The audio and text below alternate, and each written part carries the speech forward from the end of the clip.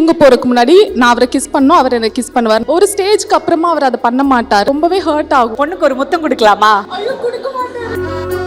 குறைந்த விலை நிறைந்த தரம் தங்கள் தேவைகள் அனைத்தும் ஒரே இடத்தில் ஜெயச்சந்திரன். சன்லேண்ட்ல சமைச்சா சக்தி தானா வரும். ஐஃபை housing and properties in villa green vista. OMRல உங்க வீடு உங்க பட்ஜெட்ல. ஐடி எம்ப்ளாயியா இருந்து எப்போ ஒரு சமையல்ல யூடியூபரா ஆனீங்க? அதுக்கு ரீசன் பாத்தீங்கன்னா எங்களோட குழந்தை குக்கிங்ல இன்ட்ரெஸ்ட் இருக்கிறதே எங்க அப்பா கிட்ட இருந்து தான் பாஸ் டவுன் ஆச்சு. எல்லாரும் எங்க அம்மா சூப்பரா சமைப்பாங்க, எங்க அம்மா சாப்பாடுமாங்க. டாடி சமையல் அவ்வளோ சூப்பரா இருக்கும். மாமனார் சமையல். ஆமா, டாடின்னு தான் சொல்லுவோம் நாங்க. ரெண்டாவது குழந்தை பிறந்ததுக்கு அப்புறமா ஒரு போஸ்ட்மார்ட்டம் டிப்ரெஷன். ஒரு சில டைம் ஹாப்பியா இருப்பேன், கோவத்துல கத்துறது, நானே அழுறது. ஒரு 2 இயர்ஸாவே எனக்கு அடிக்கடி இப்படி மூட் ஸ்விங்ஸ் இருந்துட்டே இருக்கும். மனைவி கத்துனா என்ன பண்ணீங்க? உங்களை கட்டி பிடிச்சிட்டு ஒன்றும் இல்லை, காம் டவுன், ஒன்றும் ஆகாதுன்னு சொல்லுவேன். என்ன கடைசியா அப்பா எப்போ ஊட்டி விட்டாங்க? போஸ்ட் பண்ணி அவர் கைய வச்சு ஒரு வாயின்னு கேட்டு பாப்பா, கொடுக்கவே மாட்டாரு, அழுதுகிட்டு எழும்புவோம். பொம்பளை பசங்க கேட்டா எல்லா பாசத்தையும் மொத்தமா காட்ட மாட்டாங்க. அப்பா நீங்க என்ன லவ் பண்றீங்களா, உங்களுக்கு என்ன இப்ப பிடிக்குமா கேட்டா வேலையை பாருடி இப்படி சொல்லிடுவாரு. இப்ப அதிலாயிரம் மழை துளி கூட்டுகிறார். கலாட்டா பிங்க் பிரசன்ஸ் தங்கத்தாரகை விருதுகள் 2024. சமையல்ல யூடியூப் ஆரம்பிக்கிறது நிறைய பேர் இருந்தாலும் தனிச்சு தெரியறது ஒரு சிலர் தான். அதுல ஒருத்தர் தான் இன்னைக்கு என்ன சமையல் சுனிதா. உங்க கப்பலா உங்களோட vlogs பார்க்கும்போதே ரொம்ப கியூட்டா இருக்கும். அண்ட் நிறைய இன்ஃபர்மேட்டிவான ஹெல்த்தியான விஷயங்களும் நீங்க நிறைய பதிவு பண்ணிட்டு இருக்கீங்க. ஆக்சுவலி பேசிக்கலி நீங்க ஒரு ஐடி எம்ப்ளாயி இல்ல? ஐடி எம்ப்ளாயியா இருந்து எப்போ ஒரு சமையல்ல குக்கிங் யூடியூபரா ஆனீங்க? 8 இயர்ஸ் ஆச்சு. ஸோ ஒர்க் பண்ணிட்டு இருக்கும் போதே தான் சைமல்டேனியஸாக யூடியூப் சேனல் ஸ்டார்ட் பண்ணோம். அதுக்கு ரீசன் பார்த்தீங்கன்னா எங்களோட குழந்தை.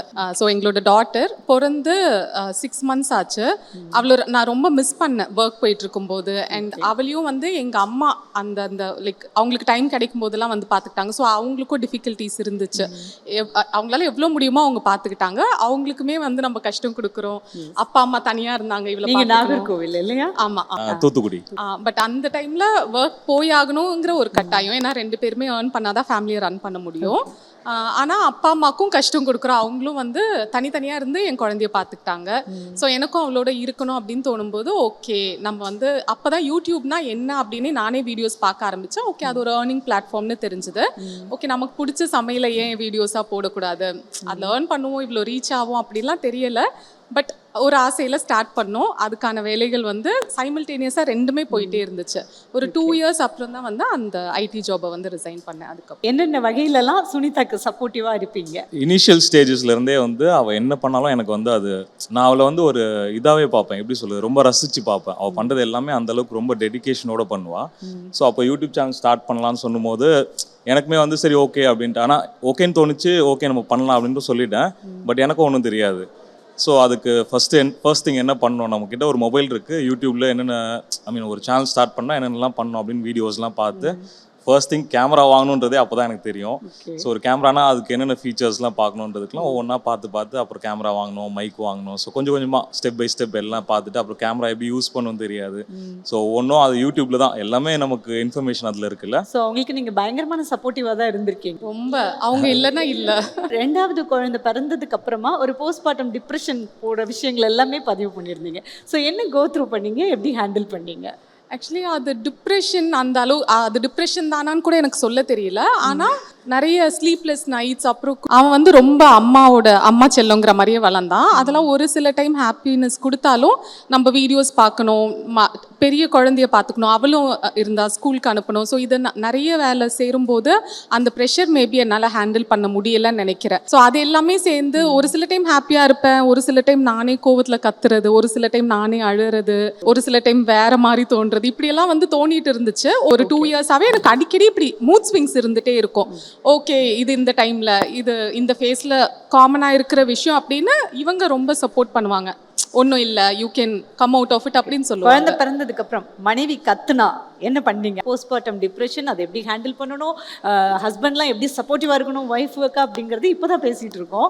பட் சப்போர்ட்டிவாக இருக்கிறதே இன்னும் புரியலை நிறைய ஆண்களுக்கு. சிலர் சப்போர்ட்டிவாக இருக்காங்க. ஸோ நீங்கள் எப்படி ஹேண்டில் பண்ணீங்க ஒய்ஃபை? இல்லை இதில் என்னோட பார்ட்டுன்னு பார்த்தா ரொம்ப கம்மி தான். ஏன்னா அதை கோ த்ரூ பண்ணுறதே அவங்க தான். கோ த்ரூ பண்ணும்போது அவங்களோட பர்ஸ்ட் ஆவாங்கல்ல, அது ரொம்ப வயலண்ட்டாக இருக்கும். ஸோ அந்த டைமில் என்னோட பார்ட் நான் என்ன பண்ணோன்னா அவங்கள வந்து கட்டி பிடிச்சிட்டு ஒன்றும் இல்லை காம் டவுன் ஒன்றும் ஆகாதுன்னு சொல்லுவேன். ஏன்னா நாங்கள் வீடியோ எடுத்துகிட்டு இருப்போம், ஷூட் பண்ணிட்டு இருக்கும்போது நடுவில் பிரேக் டவுன் ஆகிடுவாங்க. ஸோ அதுக்கப்புறம் அப்படியே கொஞ்சம் கொஞ்சமாக அவங்கள வந்து நார்மல் ஆக்கிட்டு, பட் அவங்க எப்படி தெரியுமா, நான் சொன்னல அவங்க ரொம்ப டிட்டர்மின்டாக இருப்பாங்க எல்லாத்துலேயும் அப்படின்ட்டு. அவங்க அவ்வளோ பிரேக் டவுன் ஆனாலும் அழுது தீத்துருவாங்க, எல்லாமே பண்ணிவிட்டு திருப்பியும் அந்த வீடியோ எந்த இடத்துல பாஸ் ஆச்சோ அங்கேருந்து திருப்பி வீடியோ ரெக்கார்ட் பண்ணுவாங்க. ஸோ சேம் டேவே நடக்கும் அது எல்லாம். அப்படியா? எதனால வீடியோ எடுக்கும்போது இப்படி அழுவணும்? அது எடுக்கும் போதுன்னு சொல்ல முடியாது, அது எப்போ வரும்னு எனக்கு தெரியல. திடீர்னு ஆனா ஏன்னா வீடியோ எடுக்கும்போது வீடியோ எடுக்கிறது ஒரு ரெஸ்பான்சிபிலிட்டி, குழந்தைங்களை பார்க்கறது ஒரு ரெஸ்பான்சிபிலிட்டி. நாங்கள் எல்லாம் ஸ்கூலுக்கு அவங்களை அனுப்புகிறோம் அப்படின்னா அதெல்லாம் ரெடி பண்ணுற வேலையெல்லாம் நடந்துட்டு இருக்கோம். ஸோ எல்லாம் ஒரே டைமில் ப்ளஸ் அவங்களுக்கு ஹெல்த் வைஸும் ரொம்ப டிஃபிகல்ட்டிஸ் இருக்கும்ல. ஸோ அது எல்லாமே ஃபேஸ் பண்ணுறதுனால எல்லாம் ஒரே டைமில் நடக்கிறதுனால அவங்களால முடியாமல் கொஞ்சம் பிரேக் டவுன் ஆவாங்க. பட் அந்த டைமில் நம்ம லைட்டாக தட்டி கொடுத்து அப்படி நீங்களும் கோச்சிக்க மாட்டீங்க பதிலுக்கு? ஒரு நாளும் கிடையாது. இல்லையா? நம்ம மட்டும் தான் கோச்சிக்கிறது, இந்த சைடு மட்டும் தான். அப்போ 2 அடி கூட அடிச்சுக்கோ பரவாயில்ல அப்படின்னு. ஒன்றும் இல்லை, உனக்கு ஒன்றும் இல்லை, நீ இப்படி நல்லவரா? நல்லவன் சொல்ல மாட்டேன், பட் அப்படிதானே என்னோட ரோல், அதுதானே, நான் அதானே பண்ணி ஆகணும். ஃபேமிலியை ப்ரொடெக்ட் பண்ணி தானே ஆகணும். எப்படி சூப்பர் டைலாகா? ஒரு சில டைம்ல நான் ஸ்டாப் பண்ணிட்டேன் உங்ககிட்ட ஷேர் பண்றதை. ஏன்னா எனக்கே தெரிஞ்சிச்சு நான் ரொம்ப அவங்கள வந்து கஷ்டப்படுத்துறேன் அப்படின்னு. பட் இவங்க வந்து அதை கண்டுபிடிச்சு நீ எதுவா இருந்தாலும் என்கிட்ட ஷேர் பண்ணு சொல்லு அப்படி சொல்லுவாங்க. ஆக்சுவலாக ஒரே ஒரு விஷயம் தான், என்னதான் அவங்க சீரியஸாக இந்த மாதிரி ரொம்ப பிரேக் ஆனாலும் நான் நிறைய மொக்க ஜோக்லாம் போடுவேன். ஸோ அந்த மாதிரி ஏதாவது ஒரு ஜோக் ஒன்று போட்டேன்னா உடனே ஓகே ஆயிடுவாங்க. கத்துக்கோங்க. பாத்தீங்களா, பொண்ணுங்க டென்ஷன் ஆனா அந்த டென்ஷனை கூட்டுற கணவர்களும் இருப்பாங்க, பட் அந்த டென்ஷனை குறைக்கிற கணவர்கள் இருக்காங்க. அப்படிங்கும்போது இட்ஸ் சோ ஈஸி இல்ல? வீடியோலாம் எடுக்கிறது யாரு? உங்களோட சமையல் வீடியோஸ் எல்லாமே அவரா? ஃபுல் கேமரா பர்சன் கணவர் தான். எடிட்டிங் நாங்க ரெண்டு பேரும். நாங்கள் 2 பேருமே ஒரே இதில் தான் ஒர்க் பண்ணிட்டு இருந்தோம். ஸோ 2 பேருமே ஃபர்ஸ்ட் இவங்க குவிட் பண்ணாங்க. நாங்கள் எப்படின்னா பேரலாக 2மே பண்ணிட்டு இருந்தோம், எங்களால் மேனேஜ் பண்ண முடியல. ஸோ இனிஷியல் ஸ்டேஜஸ்லேருந்தே நாங்களே தான் வந்து யூடியூப் வீடியோஸ் பார்த்து கற்றுக்கிட்டது. ஸோ அது பேரலாக பண்ணிட்டு இருக்கும்போது 2 பேருமே டீம் லீடாக இருந்தோம், எங்களால் மேனேஜ் பண்ண முடியல. அங்கேயும் நிறைய ரெஸ்பான்சிபிலிட்டி இருக்கும், வீட்லேயும் நமக்கு வந்து பார்த்துக்கணும், ப்ளஸ் சேனலும் நாங்கள் பார்த்துக்கணும். ஸோ அது எங்களால் முடியலன்றதுனால ஃபர்ஸ்ட் இவங்களை குவிட் பண்ணிட்டாங்க. அதுக்கப்புறம் அப்படியே கொஞ்ச நாள் போக போக அப்புறம் கோவிட் இதெல்லாம் வந்துச்சு. ஸோ அப்படியே 2 பேருமே ட்ராப் ஆயிடுச்சு. 2 பேருமே இப்போ ஃபுல் டைம் யூடியூபர்ஸ் ஆயிட்டோம். கப்பல் யூடியூபர்ஸ். ஆமா, நிறைய அழகழகா நிறைய ரெசிபிஸ் போடுறீங்க இல்லையா? இந்த ரெசிபிஸ்க்கு பின்னாடி இருக்கிறது உங்க அப்பாவோட சமையல் இல்ல? கண்டிப்பா. குக்கிங்ல இன்ட்ரெஸ்ட் இருக்கிறதே வந்து எங்க அப்பா கிட்ட இருந்து தான் பாஸ் டவுன் ஆச்சு அப்படின்னு நினைக்கிறேன். ஏன்னா அப்பா சூப்பரா சமைப்பாரு. இப்போ வரைக்கும் அந்த டவுன் சவுத் ரெசிபிஸ்லாம் அப்பாவு மாதிரி அடிச்சுக்கிறது யாருமே இல்லை. எல்லாரும் வந்து எங்க அம்மா சூப்பரா சமைப்பாங்க, எங்க அம்மா சாப்பாடுமாங்க. வேற லெவல். டாடி சமையல் வந்து அவ்வளோ சூப்பரா இருக்கும். மாமனார் சமையல் ஆமா டாடின்னு தான் சொல்லுவோம் நாங்க. ஓகேவா? ஆனா அந்த அளவுக்கு சமைப்பாங்க. நம்ம வந்து இந்த ஒரு இன்கிரீடியன்ஸ் வச்சு இப்படிலாம் சமைக்கலாமா அப்படின்ற ஒரு தாட் இருக்கும். எது சமைச்சாலும் சூப்பரா இருக்கும். ஒரு சில நேரம் வந்து சொதப்போம் ஒரு சில ரெசிபி, மிட்லயே வந்து அதை கண்டுபிடிச்சு அதுக்கு அப்படியே டேலி பண்றாங்க, அது சூப்பரா பண்ணுவாங்க. கடைசியா பண்ணதுக்கு அப்புறம் சூப்பரா இருக்கும் அது. ரொம்ப ரசிச்சு பண்ணுவாரு. அப்பா தான் சமையல் கத்து கொடுத்தாங்க உங்களுக்கு? அப்பா கிட்ட அப்பாவை பார்த்து எனக்கு இன்ட்ரெஸ்ட். ஸோ அவர் இம்ப்ரெஸ் பண்ணணும், அவர் சீக்கிரமா அப்ரிஷியேட் பண்ண மாட்டாரு. அதனால சமைச்சு கொடுத்து அவர் நல்லா இருக்கு சொல்லணும், அந்த மாதிரி ஒரு ஆசைலாம் எனக்கு இப்போ வரைக்கும் இருக்கு. நான் ஏதாவது சமைச்சு கொடுத்தேன்னா உங்க அப்பா வந்து காவல்துறையில போலீஸா இருந்தாங்க. இப்போ வரைக்கும் அது ஒரு நிறைவேறாத ஆசைன்னு தான் சொல்லணும். எனக்கு என்னன்னா அப்பாவோட டேலண்ட் இன்னும் நிறைய பேருக்கு தெரியணும் அப்படின்னு. இப்போ நம்ம சேனல் பார்க்குற எல்லாருக்குமே தெரியும் அப்பாவுக்கு வந்து குக் பண்ண தெரியும் அப்படின்னு. ஆனா இன்னுமே அவரை வந்து என்ன சொல்றது, அவரோட சேனல் வந்து ஹோல்ட் ஆயிடுச்சு ஃபார் சம் ரீசன். ஸோ இன்னும் அதை வந்து காட்ட முடியலையே அப்படிங்கிற ஒரு வருத்தம் எனக்கு. எதனால அப்பா சேனல் என்னாச்சு? அது அப்பா என்ன சொல்றது, டைம் இல்லை ஃபர்ஸ்ட் ஆஃப் ஆல். நாங்க வந்து அது வில்லேஜ்க்கு போய் ஷூட் பண்றது, பல்கா ஷூட் பண்றது அப்படி இருந்துட்டு இருந்துச்சு.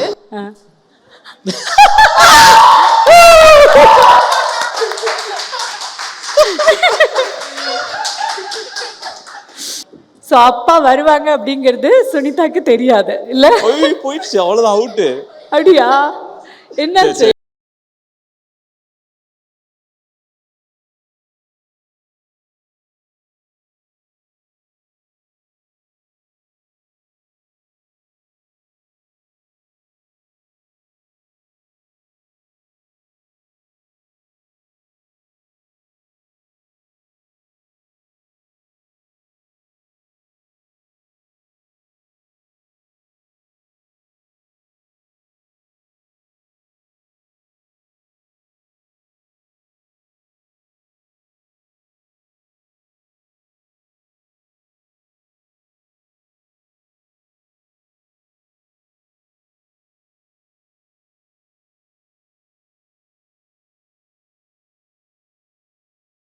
Super super super. அன்பெனும் குடையை நீட்டுகிறாய். ஏன் அப்பா வர மாட்டாங்கன்னு நினைச்சீங்க? எனக்கு தெரியாது நீங்கள் கூப்பிட்ருப்பீங்கன்னு ஃபர்ஸ்ட் ஆஃப் ஆல்.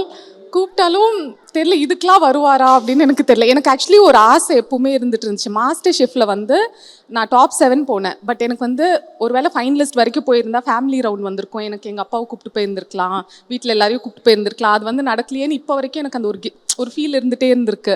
எனக்கு அப்படி நடந்ததே இல்லை. இது வந்து வருவாங்களா, எனக்கு எப்பவுமே அப்பா வந்து கடை வச்சுருக்காங்க, ஸோ எப்பவுமே பிஸியாக இருப்பாங்க. அம்மா டியூஷன் எடுக்கிறாங்க, ஸோ அதில் வந்து பிஸியாக இருப்பாங்களா, அதனால எது கேட்குறது கூட ஒரு மாதிரி இருக்கும். வேண்டாம், பிஸியாக இருப்பாங்க, டிஸ்டர்ப் பண்ண வேண்டாம் அப்படின்னு நினைப்பேன். இன்னைக்கு என்ன சமையல் சுனிதா, இன்னைக்கு என்ன சமையல் அப்படின்னு கேட்டு ஒரு சாப்பாடு வந்திருக்கு. அந்த சாப்பாடை சாப்பிட்டு பார்த்துட்டு நாங்க எந்த ஹோட்டல்ல வாங்கணும்னு சொல்லிடுங்க. இந்த லிவர் கிரேவி எங்க அப்பா செய்யறது எனக்கு ரொம்ப பிடிக்கும். ஸோ அது பார்த்ததுமே எனக்கு தெரிஞ்சிருச்சு எங்க அப்பா தான். வீட்டில் இவர் சாப்பிடும்பா வந்து ஒரு வாயின்னு வந்து கேட்டு பாப்பா, கொடுக்கவே மாட்டாரு, அழுதுகிட்டு எழும்புவோம். சுனிதா, கடைசியா அப்பா எப்போ ஊட்டி விட்டாங்க? அதான் நான் அப்பா எப்பயாவது சாப்பிட்டுட்டு இருக்கும்போது எதாச்சும் நான் அங்கே வீட்டுக்கு போயிட்டேன் அப்படின்னா ஊட்டி விடுங்கன்னு சொல்லுவேன். எடுத்துக்கோ அப்படின்னு சொல்லுவார். நானா ஃபோர்ஸ் பண்ணி அவர் கையை வச்சு நானே ஊட்டிப்பேன்.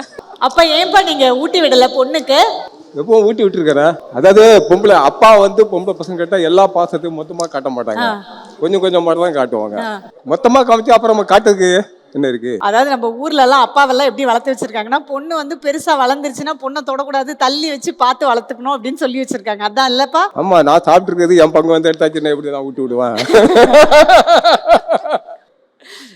அப்பா உங்களுக்காக சமைச்சு இன்னைக்கு சர்ப்ரைஸா எடுத்துட்டு வந்திருக்காங்க, சாப்பிடுங்க. அப்பா தான் ஊட்டி கொடுக்கணும். அப்பா ஊட்டி கொடுங்கப்பா பொண்ணுக்கு. வீட்டுல நான் என்னெல்லாம் கேட்பேனோ அதை வந்து நீங்க எனக்காக கேக்குறீங்க. Yes yes. வா வா என் தேவதையே, பொன்வாய் பேசும் தாரகையே, பொய் வாழ்வின் பூரணமே, பெண் பூ. அப்பா ஹாப்பியா? எனக்கு எப்பவுமே ஹாப்பி தான். 2 பிள்ளைகளும் சரி, 2 மகன்கள்ட்ட எப்பவுமே ஹாப்பி. சுனிதா எப்படி இருக்கு இந்த மூமெண்ட்? எனக்கு ரொம்ப ஹாப்பியா இருக்கு. எனக்கும் அப்பாவுக்கும் உள்ள பாண்டிங் வந்து வேற லெவல். சின்ன வயசுல இருந்து நான் தூங்க போறதுக்கு முன்னாடி நான் அவரை கிஸ் பண்ணோம், அவர் என்ன கிஸ் பண்ணுவார். நான் ஸ்கூல் போற முன்னாடி, அவர் ஸ்டேஷன் போறதுக்கு முன்னாடி இப்படிதான் நடந்துட்டு இருந்துச்சு.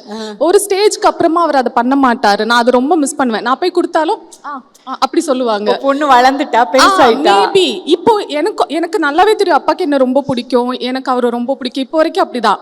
ஆனா அது இப்பெல்லாம் எக்ஸ்பிரஸ் பண்ண மாட்டாரு. அது எனக்கு ரொம்பவே ஹர்ட் ஆகும். எங்க அப்பாவுக்கு வந்து சொல்லவே மாட்டாரு. நான் சொன்னேன்ல, அவர் வந்து எங்களை அவ்வளவு லவ் பண்றாரு.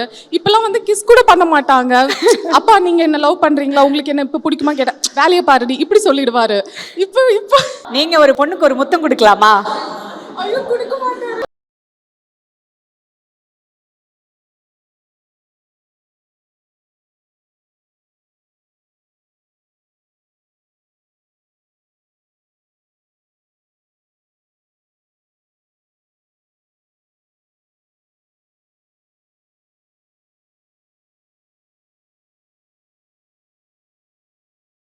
அப்பாக்களுக்கு மட்டும்தான் தெரியும் முத்தம் காமத்தில் சேராதுன்ற அப்படின்னு. அந்த கவிஞர் வந்து சும்மா எழுதல, அது உண்மை. இன்னைக்கு உங்க அப்பா வந்து முத்தமே கொடுத்தது இல்லை அப்படின்னு சொன்னீங்க, கொடுக்க மாட்டாரு நீங்க இல்ல?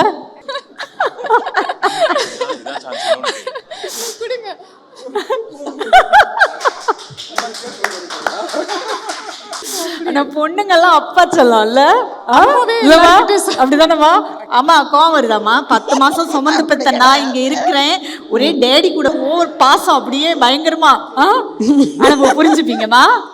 புரியுது. பரவாயில்லையா? எப்பவுமே தெரியும் அப்பா பாசம், அதனால விட்டு கொடுத்துடலாம் இல்ல? பட் சூப்பரா இருக்கு. இந்த அப்பா பொண்ணோட பாண்டிங் வந்து ரொம்ப கியூட்டா அழகா இருக்கு. ஒரு ஃபேமிலியா ஒரு டான்ஸும் ஆடி நம்ம இதை ஹாப்பியா முடிச்சுக்கலாமா?